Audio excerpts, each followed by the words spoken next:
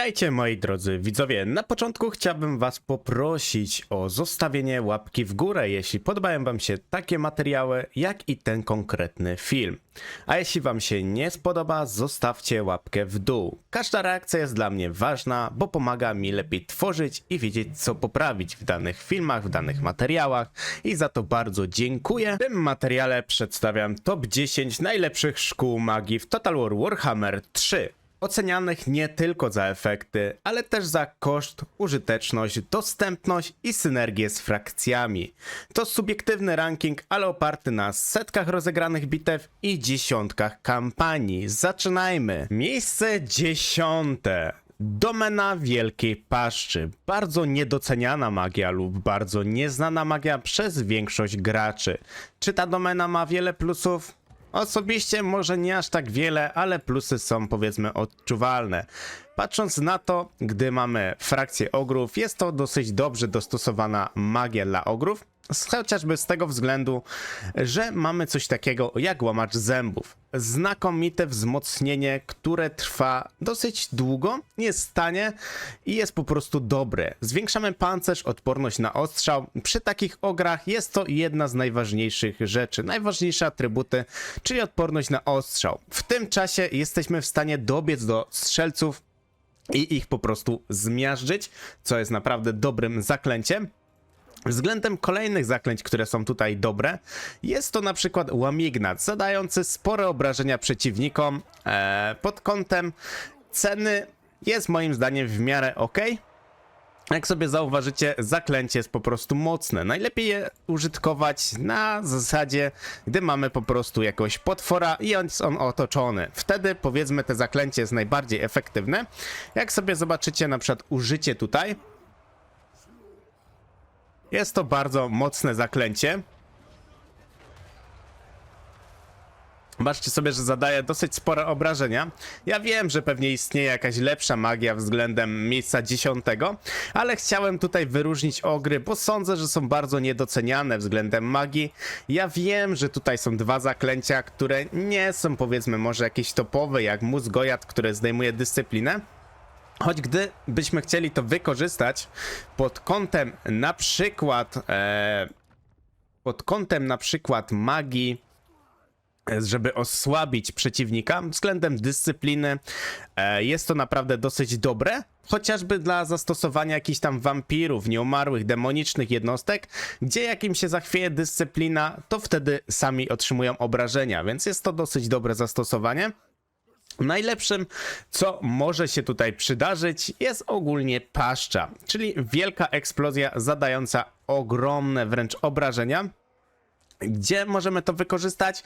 W sumie możemy to wykorzystać na każdą okazję względem dużej ilości jednostek. Czy te jednostki mają sporo pancerza, czy nie? Nie ma to większego znaczenia. Najlepiej jest to wykorzystywać, gdy walczymy w kółeczku. Z tego względu, że przeciwnik nas otacza i powiedzmy grupuje swoje oddziały w jednym miejscu. Przykładowo na takiej zasadzie jak tutaj mamy. Nasze skołorogi troszkę tutaj rozrzucają wszystko, ale to samo zaklęcie naprawdę robi mega duże obrażenia. Gdy oglądaliście live'y u mnie z ogrów, to mogliście zobaczyć, co tymi zaklęciami można osiągnąć. Ale to jeszcze nie jest koniec. Mamy jeszcze trollowe bebechy. Na pierwszy rzut oka dosyć drogie zaklęcie. Faktycznie jest drogim zaklęciem, ale leczy do 30 prawie procent jednostek. Przy ograch, przy zastosowaniu tego zaklęcia, znakomite zaklęcie pod dwoma względami. Długi zasięg to jest naprawdę duży plus i powiedzmy te 30% leczenia. Wyleczenie takiego skałoroga do 1/3 jest naprawdę bardzo mocne. Wyleczenie bohatera i innych jednostek jest naprawdę bardzo skuteczne i chciałem bardzo po prostu docenić ogry za to, że mają taką domenę. Mogłaby być wiadomo mocniejsza, ale względem niektórych domen i tak nie wychodzą tak źle, więc oni zajmują miejsce 10. Miejsce 9 należy do skaweńskie zaklęcia zarazy. Czemu skaweńskie zaklęcia zarazy? Już wam powolutku wytłumaczę. Zaklęcia po pierwsze dosyć ogólnie tanie. Zaklęcia osłabiające. Moim zdaniem bardzo dobre względem osłabienia. Bo narzucenie trucizny na 10 sekund przeciwnikom, na 22 sekundy za 4 many wydaje mi się bardzo rozsądnym wyjściem. Ale to nie wszystko, co tutaj jakby skaweńska zaraza oferuje. Mamy też możliwość osłabienia pancerza przeciwników. Pamiętajmy, że to są wszystko obszarowe zaklęcia i to jest największy plus tego wszystkiego. Najlepsze zastosowanie względem w sumie wszystkiego. Bo osłabienia działają na wszystko. Czy ta jednostka jest liczebna, czy ta jednostka nie jest liczebna, nie ma to żadnego znaczenia. Plus jest taki, że nawet taki lord, bohater, potwór przy dobrych osłabieniach zdecydowanie staje się bardzo słaby.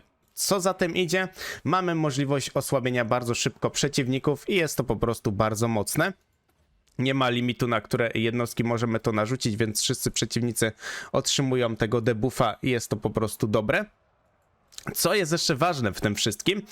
Ważne na pewno jest jeszcze to, że przy ulepszeniu na przykład więdnięcia mamy możliwość zdjęcia jeszcze więcej pancerza i jest to aż 60 pancerza na 50 sekund. Wyobraźcie sobie zdjęcie 60 pancerza jednostkom, które mają na przykład 70 pancerza. 10 pancerza dla takich jednostek to już jest żadna ochrona. Ale to nie koniec, jeśli chodzi o magię, którą tutaj otrzymujemy. Mamy możliwość przyzwania mnichów zarazy, którzy zadają ładne obrażenia, osłabiają też przeciwnika. Klan braci standardowo też tańsze zaklęcie, ale mamy też ulepszoną zarazę, czyli bardzo mocny wir, który sprawdza się jako tako najlepiej. Jest też morowy dek, który zadaje ładne obrażenia i również nakłada... No w sumie on nie nakłada, pomyliło mi się delikatnie z jednym zaklęciem, ale przy użyciu takiego zaklęcia zobaczcie sobie, ile jesteśmy w stanie obrażeń zadać. To są jednostki bez pancerza, więc w miarę możemy im coś tam zadać, albo inaczej, nie mają aż takiego dużego pancerza, bo 15 to nadal jest mimo wszystko pancerz. I teraz co możemy zrobić? Gdy mamy potwory, mamy zgrupowanego przeciwnika, możemy na przykład użyć zarazy. Zaraza jest bardzo mocna pod względem jednak kosztów, bo 12 many to jest bardzo mało. Czas trwania 20 sekund. Moim zdaniem bardzo fajna opcja. I co najważniejsze, jak sobie zobaczycie, no mamy tutaj przykładowo zgrupowanego przeciwnika. Obrażenia są po pierwsze duże, czas trwania jest długi, koszt jest po prostu tani. Ale co ważne, obrażenia są zadawane w miejscu. Czyli jest to wir, który w miejscu zadaje obrażenia i to jest moim zdaniem jedna z największych zalet, bo jednak te obrażenia powiedzmy odczuwamy mimo wszystko. Miejsce 8 należy do domeny wampirów. Czemu jest tak nisko? To się na końcu dowiecie. Jest ogólnie dobrą magią, bo mamy możliwość leczenia, mamy możliwość zadawania obrażeń, wzmocnienia, osłabienia przeciwnika i jest to faktycznie ogólnie dobre, ale nie na pewno najlepsze. Ja też patrzę bardzo na uniwersalność i jednak domena wampirów nie jest aż tak uniwersalna pod każdym kątem. Wszystko jest też zależne od tego, jakie mamy po prostu dostępne jednostki, patrząc też po magii, gdzie niektórą magię ma większość frakcji, więc to też ma duże znaczenie. Względem na pewno domeny wampirów, co jest ważne, to inwokacja Neheka. Bardzo mocne leczenie, z jednej strony nawet bym powiedział bardzo tanie. Pamiętajmy, że tutaj nie ma bonusów do leczenia za umiejętności, więc magia jest troszkę innych kosztów finalnie po ulepszeniach. Ważne jest to, że leczenie działa dosyć dobrze. Można oczywiście użyć parę razy leczenia na jedną jednostkę, więc to też jest duża zaleta. Względem innych umiejętności, jak Dance Macabre Angela, prędkość i atak zwarciu dla naszych jednostek, na ulepszeniu dla wszystkich, więc to jest też duża zaleta. Przyzwanie szkieletów, żeby bronić gdzieś tam czarodzieja, no przy szkieletach jest to po prostu przydatne.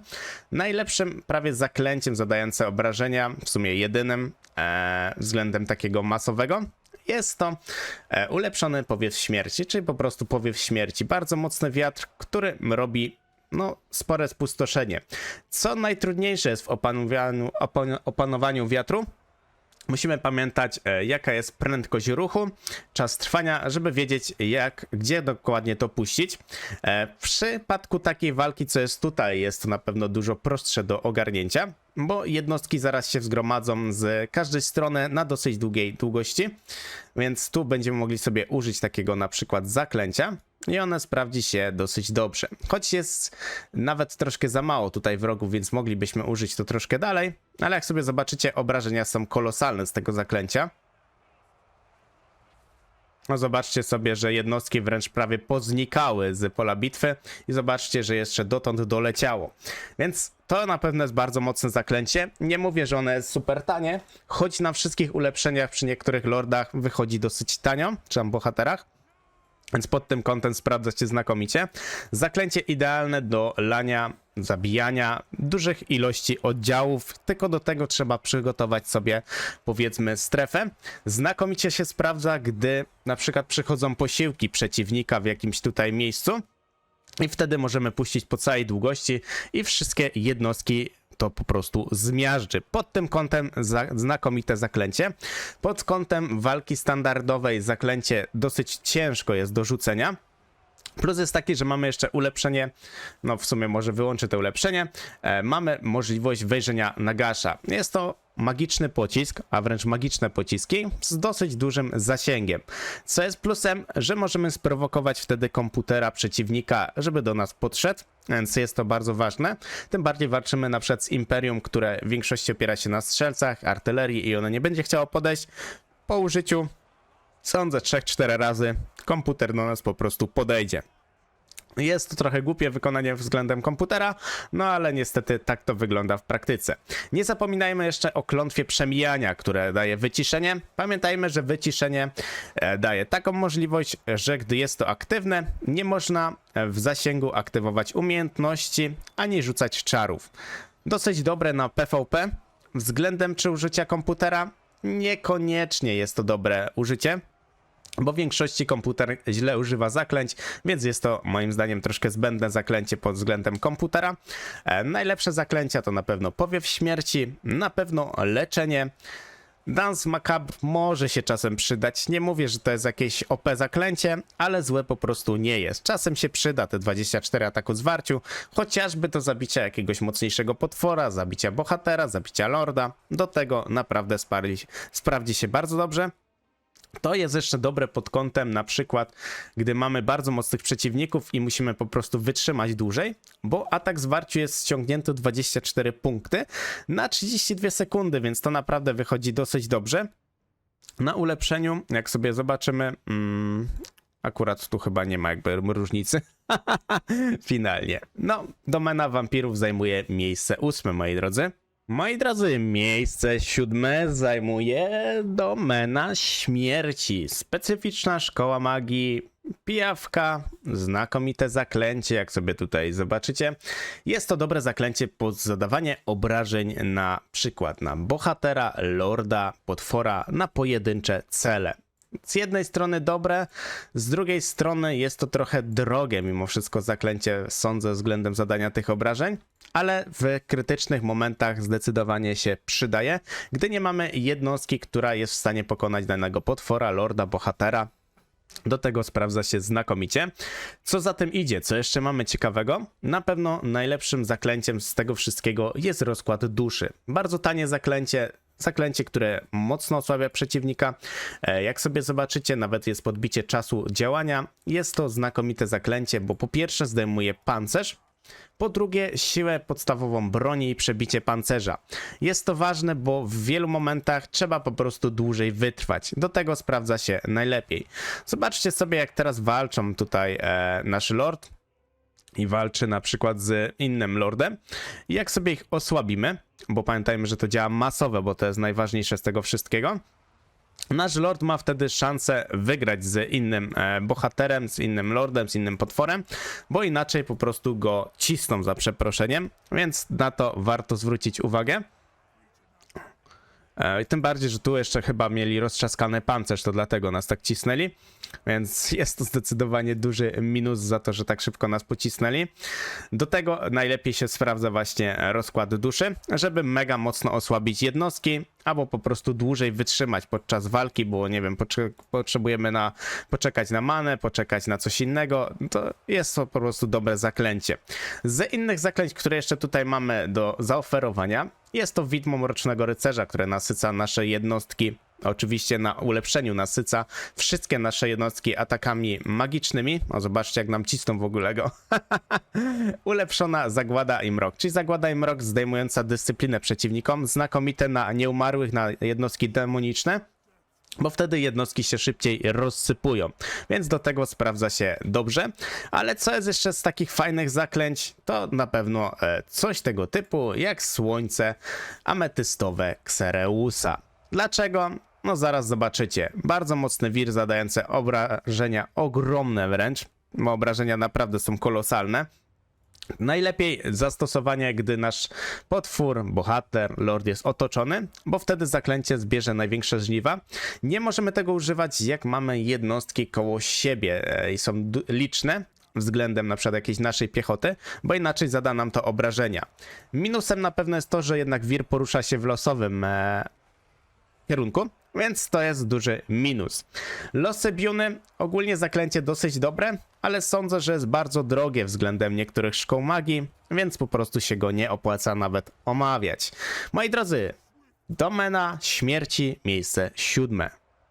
Miejsce 6 należy do Domeny Niebios, czyli domena w większości uważana za magię obrażeń. I faktycznie tak jest, bo jak się przyjrzymy zaklęciom, większość zaklęć zadaje po prostu obrażenia. Mamy w dodatku jeszcze harmonijną zbieżność, która wzmacnia naszą jednostkę. Niestety nie działa to nawet na ulepszeniu na wszystkie jednostki, co jest dużym minusem. Mogłoby być faktycznie to za mocne, ale gdyby dali to troszkę drożej, byłoby to dosyć dobra opcja. Mamy również klątwę Nocnego Wiatru, zdejmujący atak zwarciu i pancerz, ale to jest ważne, bo to działa już bardzo długo i w dodatku działa na wszystkie jednostki w zasięgu, więc to jest naprawdę mega mocne zaklęcie, warto go używać. Pamiętajcie, że magia osłabiająca przeciwnika czasem jest lepsza względem niektórych przeciwników niż zadawanie obrażeń, z tego względu, że niektóre jednostki mogą mieć odporność na magię i wtedy za wiele nie zdziałacie, jak takie krasnoludy, jednostki czasem Korna i tak dalej, i tak dalej.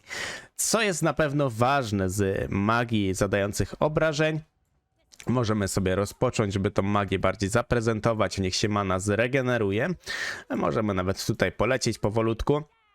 Względem magii zadawania obrażeń. Uderzenie wiatru, ogólnie tanie zaklęcie, nie ma przebicia pancerza, magiczne nasycenie. Mimo wszystko nie jest to aż takie mocne względem niektórych zaklęć początkowych, ale względem zadawania obrażeń mamy znowu 3 inne zaklęcia. Piorun u Ranona jest mocnym ostrzałem, dosyć tanim ostrzałem, więc to jest naprawdę bardzo przydatne. Co ważne, na ulepszeniu mamy większe przebicie pancerza i większe ogólnie obrażenia i się opłaca po prostu używać to na ulepszeniu. Co jest jeszcze z takich ważnych na pewno zaklęć? Kometa Kassandory. Ogólnie bardzo mocny ostrzał. Zaklęcie nie ma może jakiegoś takiego ogromnego obszaru, choć mimo wszystko jak za tą cenę i te obrażenia i tak się opłaca to zdecydowanie używać.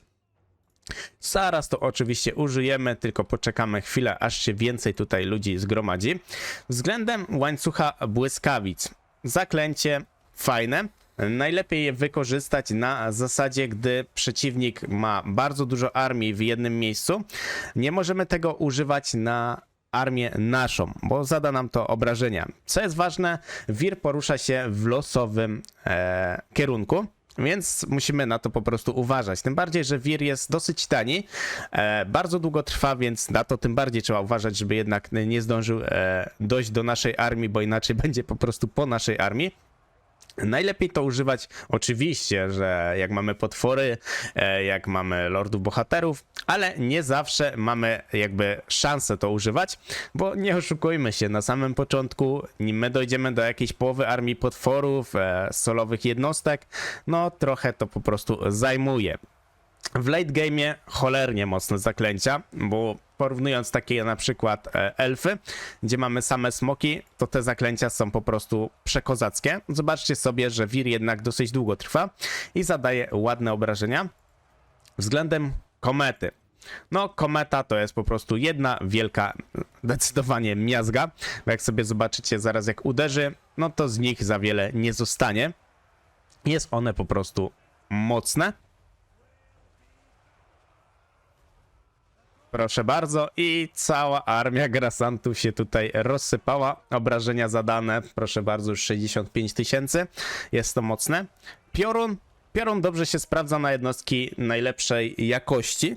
Nie ma co tego używać na jakichś tam bezsensownych grasantów słabych. Z tego względu, że zaklęcie ma dobre przebicie pancerza, duże obrażenia, więc albo stosujemy to po prostu na mocne jednostki, albo stosujemy to, jak jednostek jest po prostu dużo narzuconych na siebie, bo wtedy wykorzystanie tego zaklęcia jest największe. Magia, tak jak mówiłem, zdecydowanie ustawiona pod obrażenia, bo jednak obrażenia są kolosalne przy tej magii. Nawet czasem komputer umie używać tych zaklęć, więc jest to bardzo ważne.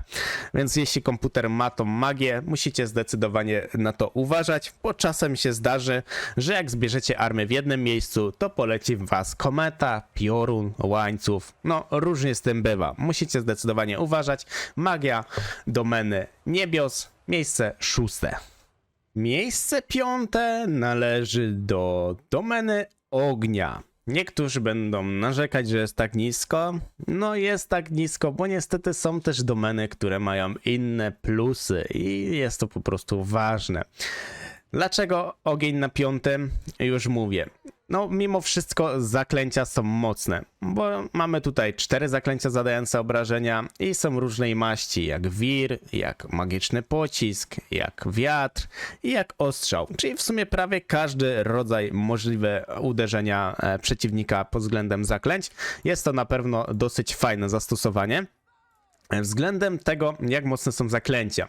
Burza ognia, zaklęcie miażdżące przeciwnika, bardzo długo trwa. Jest to wir, który przemieszcza się w różnych kierunkach, po prostu randomowo się przemieszcza, ale jest bardzo mocny. Jeden z najmocniejszych wirów prawie w grze, więc pod tym kątem musiałem na pewno domenę ognia dać wyżej, czyli na miejsce 5. Względem tego, co jeszcze mamy. Ostrzał, zadając naprawdę bardzo dużą ilość obrażeń. Dodatkowo na ulepszeniu mamy więcej pocisków, więc tych obrażeń zadajemy jeszcze więcej. Co jest na pewno ważne, zwiększa się również obszar rażenia, więc to jest naprawdę bardzo fajne zaklęcie. Przejdźmy dalej. Płonący czerep. Zaklęcie ogólnie jest, powiedzmy, dosyć tanie. Pamiętajmy, że tutaj jeszcze nie ma kosztów takich obniżonych, więc to są takie standardowe, basicowe. Zaklęcie fajne, bo po pierwsze, gdy przeciwnik jest właśnie ustawiony w linii, tak jak na przykład do uderzenia wiatru, zada to bardzo ładne obrażenia. Możemy sobie tutaj puścić. Czerep naprawdę bardzo fajnie się pod tym kątem sprawdza. Znakomicie działa też na jednostki ogólnie magia ognia, jeśli przeciwnicy mają małe odporności na to, więc do tego sprawdza się naprawdę dobrze. Względem innych zaklęć, które właśnie możemy wykorzystać, to użyjmy sobie ściany, burza ognia, ja to zawsze jako ściana ognia nazywam, nie wiem czemu. Ale zaklęcie zadające też miażdżące obrażenia. Pamiętajmy, że ten wir losowo się przemieszcza w różnych kierunkach, więc trzeba na to uważać i najlepiej rzucić tak, żeby przeciwników było bardzo dużo mimo wszystko dookoła tego, gdzie rzucimy. Ale czas trwania czasem się dobrze ułoży, że ten wir i tak do tych przeciwników, powiedzmy, dotrze. Ostrzał, no możemy wykorzystać też ostrzał, możemy sobie odpalić, żeby więcej many mieć i będziemy zaraz omawiać kolejne zaklęcia. Przed ostrzał warto też na przykład tutaj wykorzystać, choć trochę za szybko nam chyba smok uciekł, więc to zaklęcie nie będzie aż takie adekwatne, ale zaklęcie naprawdę bardzo fajne. Zadające też ogromne obrażenia, bo mamy tutaj obrażenia po pierwsze zwykłe dystansowe i jeszcze od wybuchu, więc pod tym kątem sprawdza się znakomicie. Względem pozostałych zaklęć, na pewno dobre zaklęcie to jest płonący miecz Uraina, bo po pierwsze wzmacnia nam wszystkie jednostki, nasyca płonące ataki, magiczne ataki, podstawowe siła broni, podstawowe obrażenia od strzału, więc jest to zastosowanie do wszystkich jednostek bez ograniczeń.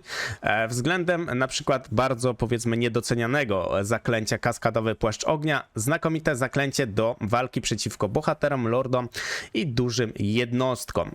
Z tego względu, że mamy obronę zwarciu zwiększoną, obrona zwarciu jest jednym z najważniejszych statystyk do walki z dużymi jednostkami, ogólnie do walki. Więc to jest najważniejsze, nie atak w zwarciu, tylko obrona w zwarciu jest zdecydowanie ważniejsza. Jest tanim zaklęciem, jedyny minus, nie ma możliwości jego ulepszenia, nie ma możliwości wrzucenia na więcej jednostek, więc to jest zdecydowanie minus.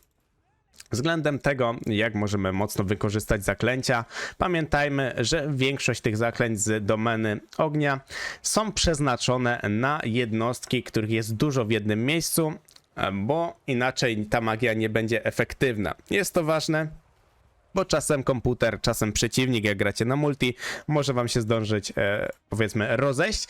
Też magia, którą tutaj odpalamy, ona chwilę się odpala, więc to też jest ważne, ale powiedzmy, że to już tak gdzieś mniej zwróciłem na to uwagę, żeby jeszcze aż tak nie przeliczać dokładnie co do każdej sekundy, kiedy dane zaklęcie się zacznie tworzyć. Przejdźmy w takim razie dalej. Miejsce czwarte należy do domeny metalu.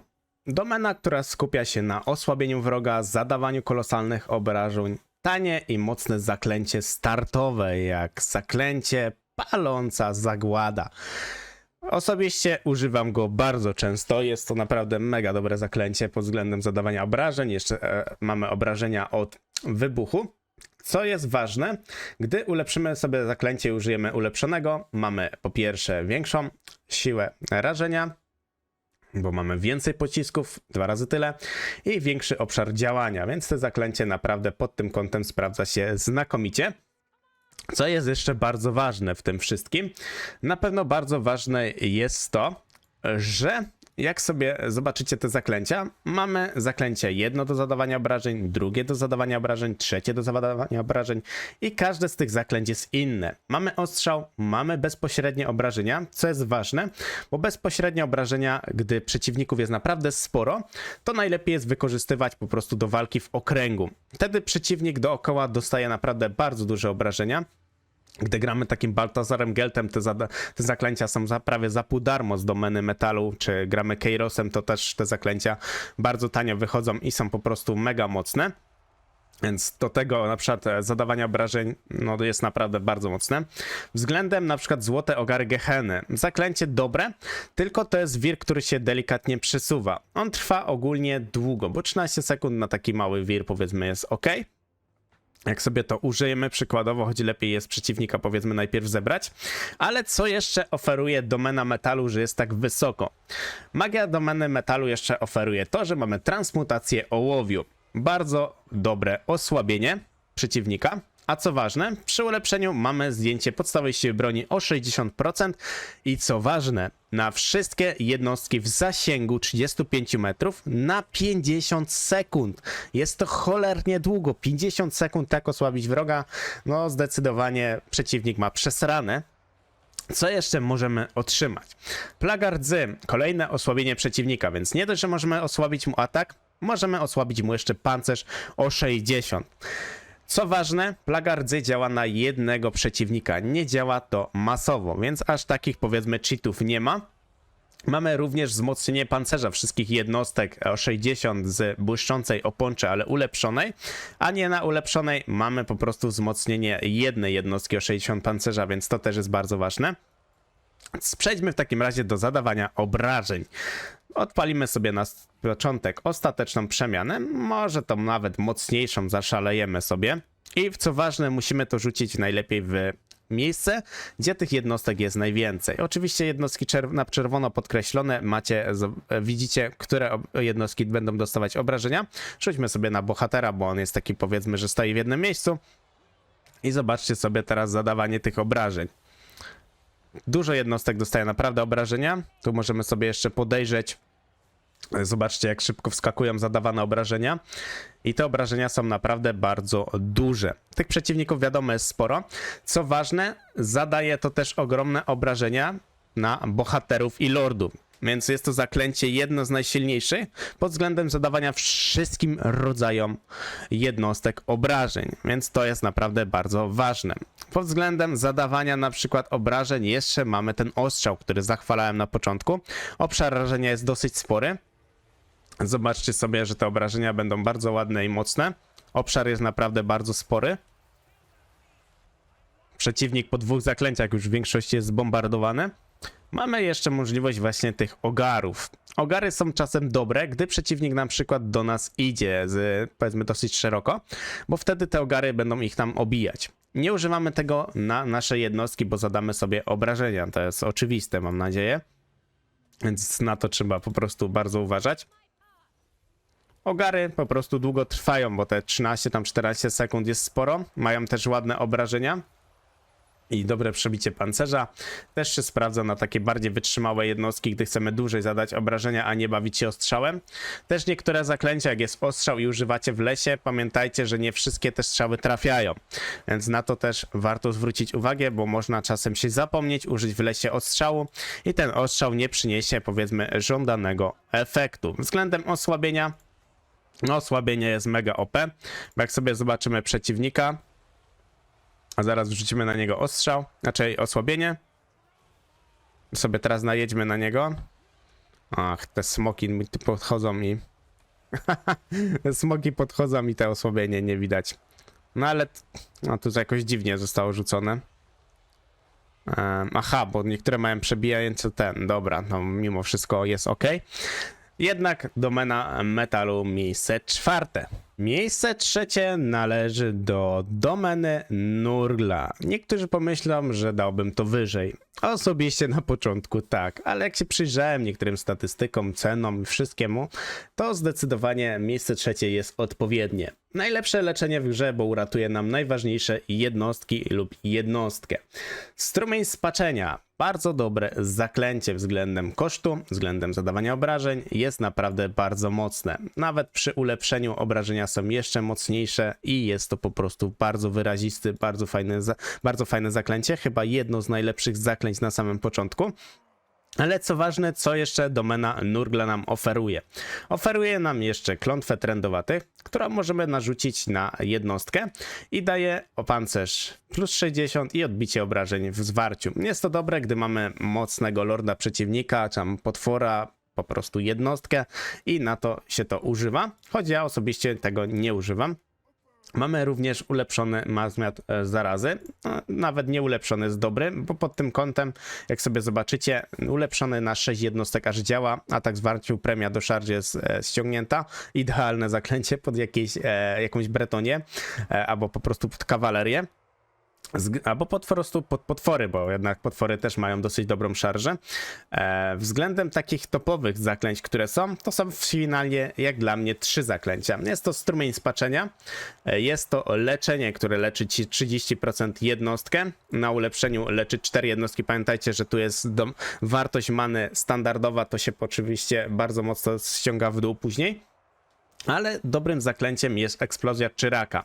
Z tego względu, że Czyrak ma dosyć duży promień i te obrażenia są naprawdę bardzo wysokie. Jedne prawie z najwyższych zaklęć z eksplozji, jeśli chodzi o zadawanie obrażeń, takich bardziej dostosowanych. Więc pod tym kątem sprawdza się naprawdę znakomicie. Co jest jeszcze ważne w domenie Nurgla? Mamy też nawiedzenie zgnilizny, czyli zadanie dosyć dużych obrażeń na postać lorda bohatera, jakąś jednostkę solową bardzo mocną i to też dosyć dobrze się sprawdza. Magia jest idealnie dostosowana do frakcji nurglowej, bo Nurgle naprawdę z tą magią są po prostu niezwyciężone.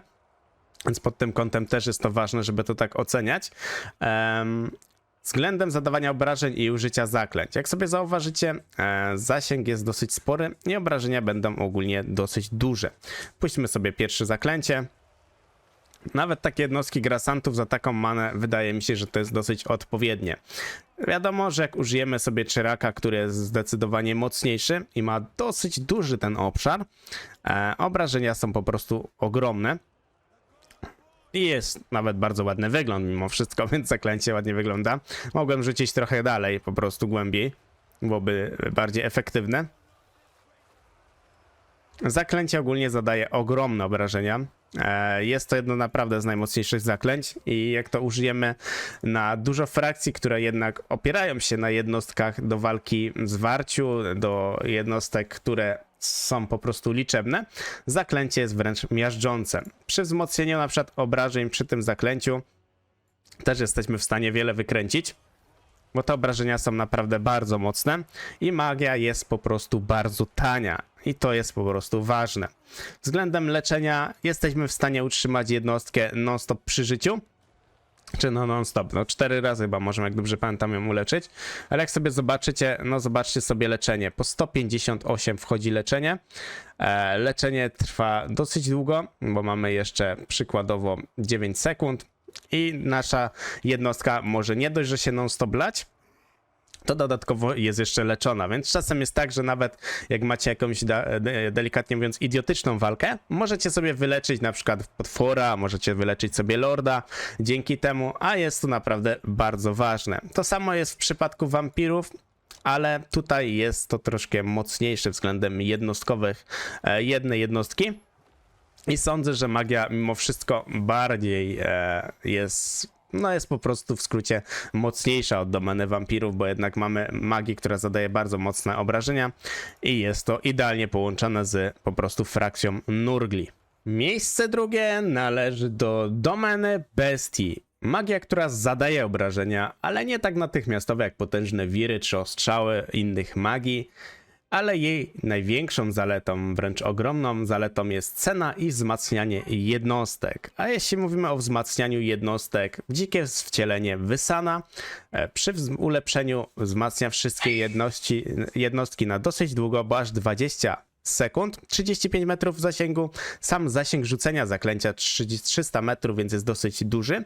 Dodatkowo jest jeszcze mocniejsze wzmocnienie do utrzymania się na polu bitwy, które wrzucamy na 31 sekund na nasze jednostki do 35 metrów i te wzmocnienie jest bardzo mocne. Nie dość, że obrona w zwarciu, to jeszcze odporność fizyczna. Magia koncentruje się w większości po prostu na wzmocnieniach, ale mamy też naprawdę jedną ważną zaletę. Mamy też możliwość osłabienia przeciwnika w zasięgu 55 metrów na 21 sekund i osłabia to wszystkich tych przeciwników do 55 metrów. Jest to bardzo ważne podkreślenie, bo jak sobie zauważycie takich chociażby grasantów, którzy mają 29 obrony w zwarciu, po rzuceniu zaklęcia mają obrony w zwarciu 5. Idealne do wykorzystywania na mocne jednostki, a najlepsze do wykorzystywania na potwory duże, z tego względu, że duże potwory w większości mają mało obrony w zwarciu. Nie wiem, 40, 50. Jak ściągniecie mocnego potwora względem obrony zwarciu, jesteście w stanie go pokonać nawet słabszymi o wiele jednostkami. To jest bardzo ważne, bo na takim mid-game'ie, land-game'ie tych potworów komputer czasem gromadzi dosyć sporo. Gdy ja grałem w wersję krabową na modzie, przykładowo komputer chyba miał 9 czy tam 12 smoków na 20 jednostek, więc zobaczcie, jak osłabicie takie 12 smoków, no to wtedy te smoki są bezużyteczne, bo mimo, że mają obrażenia, mimo, że mają pancerz, bez obrony w zwarciu są po prostu słabiutkie. Zobaczcie sobie na przykład takie zastosowanie, jak wrzucimy 55 metrów. Zobaczcie sobie, jaki to jest duży okrąg. Naprawdę duży, sięga wszystkie te jednostki dookoła. I zobaczcie sobie teraz po użyciu tego. Pamiętajcie, że atak zwarciu też jest ściągany, więc jednostka jest całkowicie bezsilna. Trwa to dosyć długo, bo w 20 sekund jesteśmy w stanie naprawdę sporo wyciągnąć. Dodatkowo możemy wzmocnić nasze jednostki i zobaczcie sobie, jak szybko nawet lordowie padają od smoków. Ja wiem, że smoki są bardzo potężne, ale mimo wszystko dosyć szybciej padają, bo nawet taki bohater mając 20-30 obrony w warciu jest po prostu mięciutki. Nawet jakaś średniej jakości piechota jest w stanie mu zagrozić. Przy wzmocnieniu zobaczcie, że to wzmocnienie trwa bardzo dużo. Smoki 90 obrony w zwarciu. Pamiętajcie, że tu nie ma bonusów od bohaterów, od artefaktów, więc jak wyciągniemy na takim smoku, na potworze około 80 do 110 nawet obrony w warciu, jest ta jednostka prawie niezniszczalna. Jeśli jeszcze będzie posiadać jakąkolwiek regenerację, to zdecydowanie nie da się jej po prostu zabić. Co możemy jeszcze otrzymać? Możemy zadać po prostu obrażenia. Stado zagłady używane jest bardzo często przez wielu graczy. Po pierwsze, zadaje dobre obrażenia, zadaje obrażenia wszystkim dookoła i bardzo szybki czas odnowienia. Przy na przykład takim Malagorze to zaklęcie jest prawie za darmo i można po prostu nim non-stop spamować, zadaje non-stop obrażenia, więc do zadawania na dużą ilość jednostek jest to bardzo fajne zaklęcie. Mamy też przyzwanie Wielkich Orłów. Ja osobiście nie używam tego, bo zaklęcie jest po prostu za drogie względem tego, co otrzymujemy. Mamy jeszcze bursztynową włócznię, czyli magiczny pocisk. Jeśli chcemy przeciwnika do nas, powiedzmy, skusić, zachęcić, żeby jednak podszedł, to jest zaklęcie znakomite. Przy użyciu takich zwierzoludzi domena bestii jest wręcz znakomita. bo wtedy te jednostki naprawdę miażdżą przeciwnika i to o wiele mocniejszego od siebie. Miejsce pierwsze należy do domeny cienia. Dlaczego? No wydaje mi się, że większość osób wie. Zalety: bardzo tania magia, duży plus za uniwersalność. Możemy nie dość, że osłabić przeciwnika, to jeszcze zadać bardzo duże obrażenia, wzmocnić jednostki. Jest to dosyć po prostu tania magia i uniwersalna. To po prostu ją góruje nad większością magii. Z tego względu, że zacznijmy może od wzmocnień. Brzytwa umysłu Okama. Na ulepszeniu możemy wzmocnić na 32 sekundy nasze jednostki nasyceniem magicznych ataków, podstawowa siła broni i przebicie pancerza 50% dla naszych jednostek. Jest to cholernie dużo. Zaklęcia na ulepszeniach wychodzą potem dosyć tanio. Co ważne, względem bohaterów i lordów, czasem jest tak, że nie możemy zabić danego bohatera lorda. Przykład: Vlad von Kernstein. Non-stop się leczy, dobre statystyki, ale jak narzucimy mu coś takiego jak ulepszony bezwład, możemy jeszcze mu dorzucić na przykład osłabienie wroga, jest on wtedy bezbronny jak po prostu, za przeproszeniem, dziecko. Da się go wtedy bardzo szybko zabić i nie potrzebujemy do tego potężnego lorda, potwora, bohatera. Wystarczy średniej jakości jednostka i mimo wszystko Vlada po prostu porobi. Co jest na pewno ważne w tym wszystkim, mamy 3 zaklęcia zadające obrażenia. Tajemny dech Melkota. Zaklęcie czasem używane, czasem nieużywane, ale mimo wszystko czasem się po prostu przydaje. Zadaje obrażenia na wielu przeciwników. Rzucamy to oczywiście na jedną jednostkę, bo najlepiej działa to na oddziałek z powyżej 25 jednostek w oddziale. Ale co jest najważniejsze? Wahadło półcienia, czyli zaklęcie, które użyjemy na przykład na posiłki i miażdżą całe posiłki. Tak jak na przykład powiew śmierci. Zdecydowanie bardzo podobne zaklęcie, dużo tańsze zaklęcie i bardzo mocne na pewno zaklęcie. Możemy na przykład użyć sobie tutaj, żeby zadać obrażenia. Wiadomo, jak tego przeciwnika byłoby więcej, byłoby to zdecydowanie bardziej konkretne. Ale zaklęcie bardzo uwielbiane przez graczy, no po prostu jest bardzo mocne, bardzo tanie, zdecydowanie za tanie. Względem tego, co mamy z bardzo mocnych jeszcze zaklęć. Otchłań cienia.